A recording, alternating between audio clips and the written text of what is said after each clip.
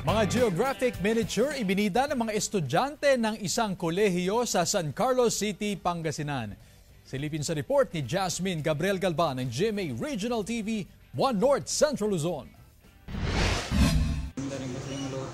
Agaw pansin ng geographic miniature na gawa ng mga first-year information technology student ng Binalatongan Community College sa San Carlos City, Pangasinan. Kuhang-kuhang detalye ng mga pampublikong gusali na ginawa ng mga estudyante. Gaya ng San Carlos City Hall na ultimo malilita detalye ay nabigyan ng buhay ng mga estudyante. Kaakit-akit naman ang miniature ng St. Dominic Minor Basilica. Kuhang-kuha ng mga estudyante maging ang kulay ng simbahan. Siyempre, ginawan din ng miniature ang kanilang paaralan. Ilang linggo raw itong binuo ng mga estudyante. Yung ginamit po namin na plywood is by sukat po siya, by measure po siya. Kaya po nag-come up po kami ng measure po para mabuo po yung Worth it po yung pagod namin at puya.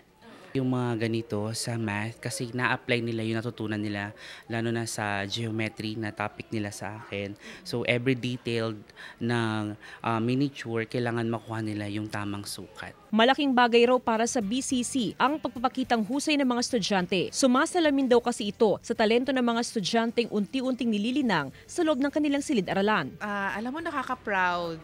Kasi with that, they're able to express din yung creativity nila, and then they have lots of ideas. Nakadisplay ngayon sa loob ng paaralan ang obra ng mga estudyante. Mula sa GMA Regional TV 1 North Central Luzon, Jasmine Gabriel Galban, nagbabalita para sa GMA Integrated News.